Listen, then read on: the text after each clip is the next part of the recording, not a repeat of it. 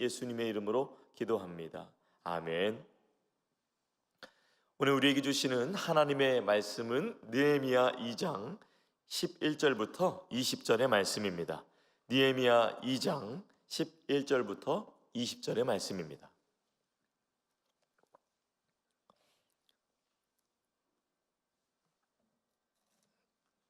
느헤미야 2장 11절부터 20절의 말씀입니다. 제가 먼저 읽고 성도님들 교독하시고 함께 20절 말씀 읽겠습니다.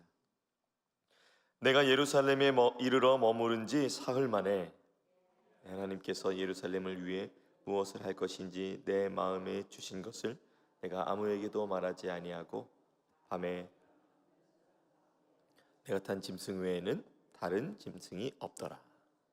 그 밤에 골짜기 문으로 나가서 용정으로 분문에 이르는 동안에 보니 예루살렘 성벽이 다 무너졌고 성문은 불탔더라. 앞으로 나아가 샘문과 왕의 못에 이르러서는 탄 짐승이 지나갈 곳이 없는지라. 그 밤에 시내를 따라 올라가서 성벽을 살펴본 후에 돌아서 골짜기 문으로 들어와 돌아왔으나 방백들은 내가 어디에 갔었으며 무엇을 하였는지 알지 못하였고 나도 그 일을 유다 사람들에게나 제사장들에게나 귀족들에게나 방백들에게나 그 외에 일하는 자들에게 알리지 아니하다가 그 후에 그들에게 이르기를 우리가 당한 곤경은 너희도 보고 있는 바라. 예루살렘이 황폐하고 성문이 불탔으니 자 예루살렘 성을 건축하여 다시 수치를 당하지 말자 하고 또 그들에게 왕이 내게 이른 말씀을 전하였더니 그들의 말이 일어나 건축하자 하고 모두 힘을 내어 이 선한 일을 하려 하매 호론 사람 산발랏과 종이었던 암몬 사람 도비야와 아라비아 사람 게셈이 이 말을 듣고 우리를 업신여기고 우리를 비웃어 이르되 너희가 하는 일이 무엇이냐 너희가 왕을 배반하고자 하느냐 하기로 다 함께 내가 그들에게 대답하여 이르되 하늘의 하나님이 우리를 형통하게 하시리니 그들의 종들인 우리가 일어나 건축하려니와 오직 너희에게는 예루살렘에서 아무 기업도 없고 권리도 없고 기억되는 바도 없다 하였느니라. 아멘. 오늘 말씀 11절부터 16절까지 말씀을 보면은 느헤미야가 예루살렘으로 오는데 이제 잘 도착을 했습니다. 에스라를 기준으로 볼 때에 약 4개월 정도의 시간이 걸려서 이제 예루살렘에 도착했다고 볼 수가 있습니다. 군사들의 안내와 보호를 받으며 왔습니다. 그래도 위스콘신 선교라든지 여러 이렇게 선교 일정들을 보시면 얼마나 힘들어요. 쉬지 않고 계속 가셔야 되잖아요. 그런 것처럼 이 느헤미야도 쉬지 않고 계속해서 예루살렘으로 오다 보니까 굉장히 피곤하였고 발도 아프고 힘들었을 것입니다. 도착 후 3일 동안은 아주 잘 쉬었습니다. 또 맡은 사명이 중요하고 또 묵직했기 때문에 피로를 회복하는 것과 동시에 또 쉬면서 여러 정보망으로 예루살렘의 상황을 또 파악을 하고 있었을 것입니다. 느헤미야는 예루살렘을 아침에도 둘러볼 수가 있었고 또 점심에도 둘러볼 수가 있었지만 야간에 밤중에 아무도 없을 때에 둘러보기로 결정을 했습니다. 왜냐하면 비밀스럽게 보안을 유지하며 하나님의 사명을 잘 이루기 위해서 시찰을 해야 됐기 때문인데요. 그는 예루살렘에 온 이유와 목적을 비밀로 했습니다. 사실은 이렇게 먼 길을 와서 이렇게 예루살렘에 도착을 했고 그리고 타국에서도 굉장히 중요한 위치에 있는 자인지라 자신이 오는 것을 나라적으로 또 정치적으로 알려서 이 하나님의 사명을 이루는 일에 합심하는 것을 할 만한데 비밀리에 하는 모습을 보면서 저는 참 매우 신중하다라는 생각을 갖게 되었습니다. 아마도 이전에 에스라가 주도했던 성벽 재건이 대적들의 방해로 인해 실패했었기 때문에 더 신중하지 않았을까 생각됩니다. 그래서 느헤미야는 모두가 쉬는 밤, 모두가 잠든 밤에 예루살렘의 상황을 시찰했습니다. 13절에서 15절 말씀을 보면 느헤미야는 골짜기 문에서 출발했습니다. 그리고 용정, 분문, 샘문, 왕의 못까지 시찰했습니다. 밤에 시찰한 것 치고는 굉장히 많은 부분들을 돌아다니면서 이렇게 정찰을 했는데요. 그리고 계속 올라가서 성벽을 살펴보고 다시 골짜기 문으로 돌아왔습니다. 그러니까 예루살렘 서쪽에서 출발해서 반대 방향으로 이동하면서 이제 시계 반대 방향으로 이동을 하면서 이제 동쪽까지 쭉 살펴본 것입니다. 이 짧은 휴식 그리고 짧은 시찰, 이 짧은 휴식과 짧은 시찰 그리고 많은 것을 보았지만 그래도 누군가에게 말하지 않고 보안을 유지합니다. 신중합니다. 그야말로 쥐도새도 모르게 시찰을 진행했습니다. 저는 말씀을 묵상하면서 굳이 이 정도까지 신중해야 했을까? 중요한 사명을 갖고 왔다면 중요하게 여김을 받게 하기 위해서 예루살렘 전 영역에, 유다의 전 영역에 도움을 받을 수 있는 모든 인맥과 방법을 도착하자마자 진행을 하고 동원해야 되지 않을까? 이런 생각을 해보게 되었습니다. 워낙 중요했기 때문에 알려야 되지 않을까라는 생각이 들었지만 오늘 느헤미야는 워낙 중요하기 때문에 알리지 않고 신중하고 보안을 유지하는 또한 비밀리에 진행하는 방법을 선택했습니다. 이 일은 꼭 이루어야 했습니다. 하나님께서 주신 사명, 무너진 성벽을 재건하는 일, 다시는 이방 민족에게 수치를 당하지 않는 것, 그리고 이제는 하나님을 믿는 온전한 신앙이 성벽처럼 재건되어서 이제 하나님 믿는 그 백성의 그 놀라우신 하나님의 은혜와 축복을 누리는 그것을 회복하기 위해서 느헤미야는 마음의 결단을 하고 굉장히 신중한 것처럼 보입니다. 사랑하는 여러분, 때로는 우리가 모든 것을 알리고 도움을 받아 진행해야 되지만 때로는 시작하는 데 있어서는 또한 이렇게 비밀리에 신중하게 진행해야 되는 일도 있습니다. 그 목적은 하나님께서 주신 사명을 이루게 하시는 것에 무엇이 더 좋은 방법인지 있다고 보여집니다. 그는 신중했습니다. 느헤미야는 유다와 예루살렘 사람들의 형편을 듣고 1장에 보면 앉아서 수일 동안 슬퍼하며 울었던 사람입니다. 하나님 앞에 금식하며 기도하고 긍휼을 구했던 자입니다. 타국에서 술 맡은 관원장으로서 하나님은 예루살렘 성벽 재건에 이 신중한 사람 느헤미야를 사용하기로 결정하셨음을 알 수 있습니다. 사실 요즘에 이렇게 둘러보시면 신중한 분들 보기 드뭅니다. 물론 저희 교회에는 많지만 신중한 사람 보기 어렵습니다. 세상적으로 보면은 세상은 마케팅을 해야 된다고, 알려야 된다, 신중함보다는 신속함이다라며 어쩌면 신중한 것보다는 신속함을 이루는 그것을 추구하는 시대이지 않은지 생각해 보게 됩니다. 그러나 오늘 말씀 통해서 다시 한번 하나님의 위대한 사명을 이루는 데 있어서 이 신중함이 얼마나 중요한지 생각해 보게 되는 말씀입니다. 여러분의 삶에서 하나님께서 요청하신 사명이 있을 줄 압니다. 여러분의 개인과 가정과 직장과 또 사업장과 이 교회 가운데 주신 사명이 있으실 것이에요. 느헤미야는 개인을 통해 나라를 세우는 사명을 받았습니다. 저는 오늘 말씀을 보면서 여러분에게 주신 사명을 생각해 보시기 원합니다. 하나님께서 왜 여러분을 이 미국 땅에 보내셨는지, 또 여러분에게 왜 가정을 주시고 또 자녀를 주시고 왜 하나님께서 여러분에게 또 귀한 가정의 사명과 또한 직장의 사명을 허락하셨는지, 또 하나님께서 수많은 교회 중에 또 이렇게 워싱턴 지구촌 교회를 섬기게 하시면서 여러분에게 주신 귀한 사명들이 있을 줄 압니다. 느헤미야가 야간에 시찰을 했듯이 여러분도 사명을 이루기 위해 그런 신중함이 있는가 한번 말씀을 통해 새겨보시기 바랍니다. 되면 되고 말면 말지가 아니라 하나님의 사명은 신중하게 이루어 드려야 되는 것입니다. 저는 어제 전교인 피크닉 때 과자 따먹기를 부목사님들과 다른 부목사님들과 경기를 하는 그런 시간이 있었습니다.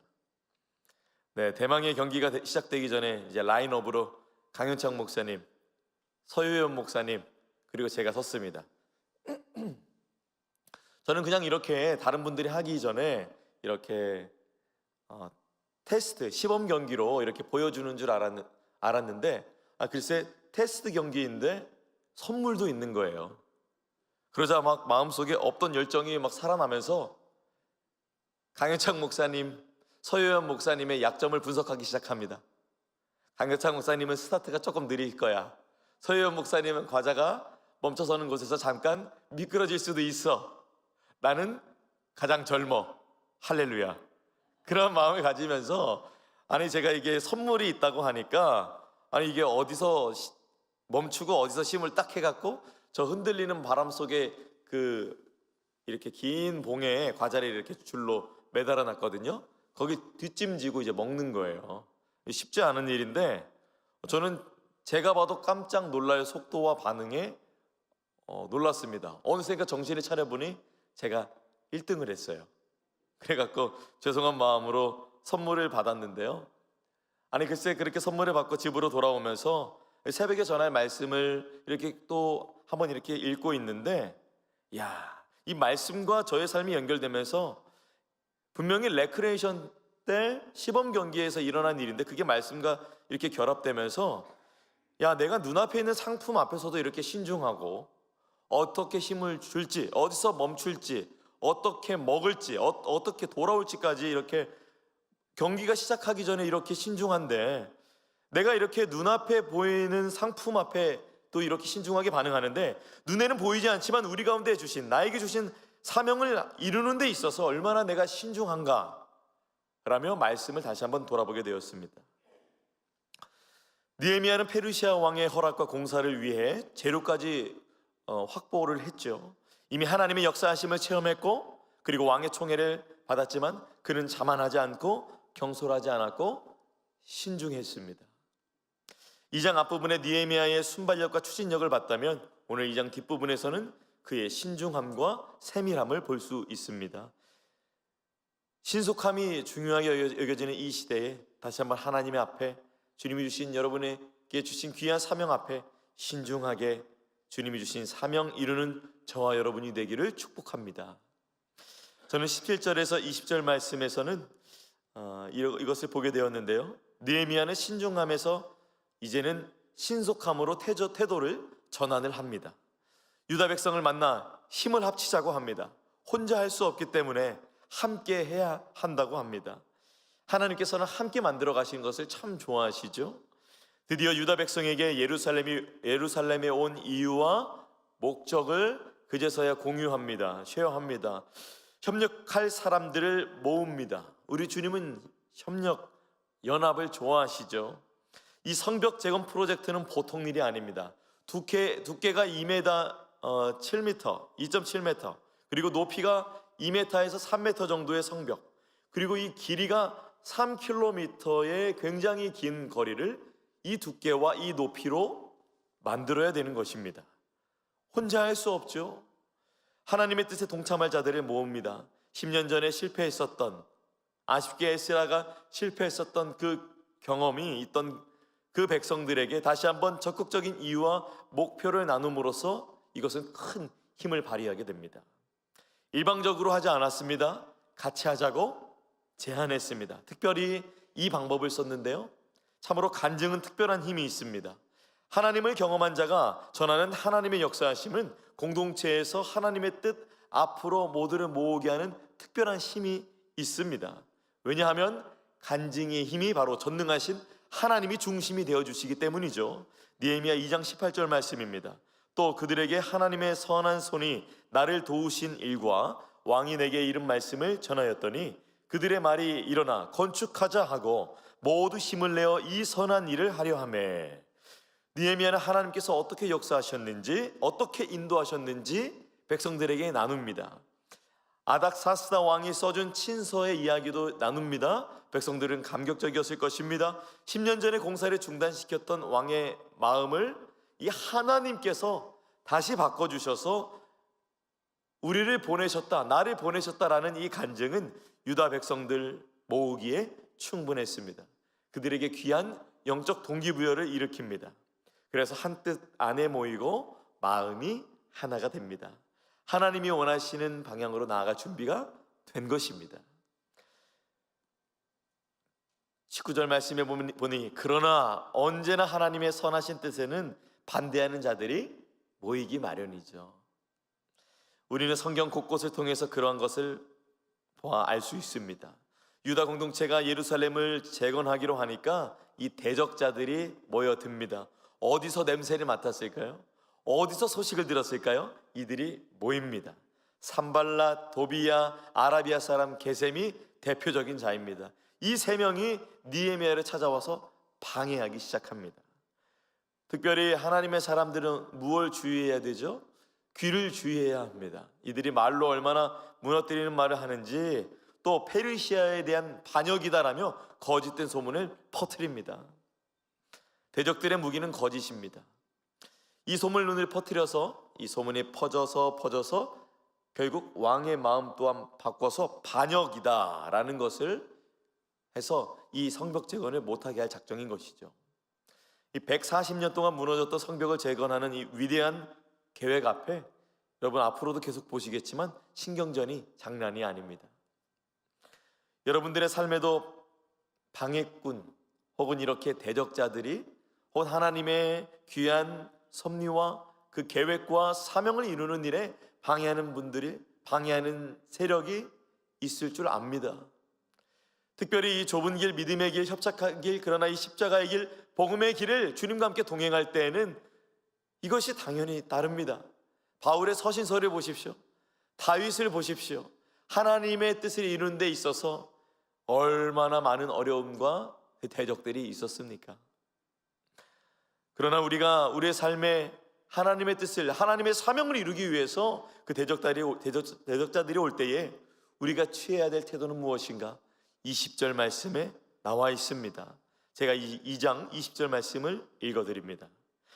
내가 그들에게 대답하여 이르되 하늘의 하나님이 우리를 형통하게 하시리니 그의 종들인 우리가 일어나 건축하려니와 오직 너희에게는 예루살렘에서 아무 기업도 없고 권리도 없고 기억되는 바도 없다 하였느니라.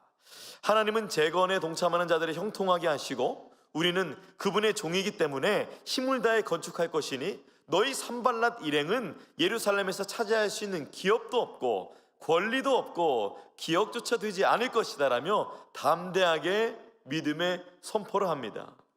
사실 느헤미야에 적은 산발랏에 포함한 이 세 명뿐만이 아니라 이 예루살렘, 유다를 둘러싸고 있는 그 사방의 적들이 사실은 이 이스라엘의 적들이죠.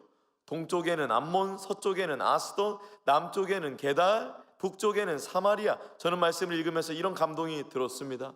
우리가 사방에 둘러싸여 있어도, 우리가 적들에게 둘러싸여 있어도 괜찮다. 왜냐하면 그 적들은 이미 하나님께 둘러싸여 있기 때문이다. 여러분은 하나님의 뜻을 막아서는 영적인 세력 앞에 당당히 오늘 하루도 예수 이름을 선포하시며 담대히 나아가는 여러분이 되시기를 축복합니다. 방해꾼들이 있는 것은 이상한 것이 아닙니다. 오히려 이상한 것은 그 방해꾼들 앞에 선포하지 못하는, 담대하지 못한 우리가 이상한 것이죠. 저와 여러분을 미국으로 부르시고 개인과 가정과 직장과 여러분을 보내신 교회에 주신 사명이 있습니다. 그 사명을 막아서는 영적인 세력 앞에 선포하시기 바랍니다. 우리 예수님을 위해서 오늘 우리가 두 가지 무엇을 해야 될 것인가? 신중해야 될 것이고 또한 담대히 선포하는 우리가 되어야 할 줄로 믿습니다. 그리하여 하나님의 뜻을 이루어드리는 자, 하나님의 마음을 시원케 하는 자, 하나님의 마음을 기쁨을 주는 자가 되는 저와 여러분이 되시기를 예수님의 이름으로 축원합니다. 기도하겠습니다. 하나님, 이제 앞으로 펼쳐질 느헤미야 말씀을 보면서 우리가 어떻게 주님 앞에 삶을 살아가야 될 것인지 잘 점검하고 또한 준비되어 살아가기를 원합니다. 이 시간 우리 가운데 성령으로 충만케 하셔서 오늘 하루도 주님께서 말씀을 통해서 주신 대로 신중하며 또한 하나님, 우리가 믿음 안에서 담대하게 선포하며 나아갈 수 있는 성도 될 수 있도록 주께서 인도하여 주시옵소서. 특별히 마음이 무너지고 또 연약하고 감당할 수 없는 고통 가운데 있는 분들을 주님께서 더욱 살펴주시옵시고 주의 은혜와 사랑을 물밀듯이 폭포수같이 임하게 하여 주셔서 다시 한번 그 느헤미야가 가졌던 그 믿음을 주신 하나님을 오늘을 살아가는 우리가 경험할 수 있도록 주께서 은혜 내려 주시옵소서. 이후에 있을 모든 기도의 제목에도 주님 함께 하실 줄 믿사오며 귀하신 예수님의 이름으로 기도합니다. 아멘. 하늘에 계신 우리 아버지여, 이름이 거룩히 여김을 받으시오며 나라가 임하시오며 뜻이 하늘에서 이루어진 것 같이 땅에서도 이루어지이다. 오늘 우리에게 일용할 양식을 주시옵고 우리가 우리에게 죄 지은 자를 사하여 준 것 같이 우리 죄를 사하여 주시옵고 우리를 시험에 들게 하지 마시옵고 다만 악에서 구하시옵소서. 나라와 권세와 영광이 아버지께 영원히 있사옵나이다. 아멘. 각자의 기도의 제목으로 기도하시겠습니다.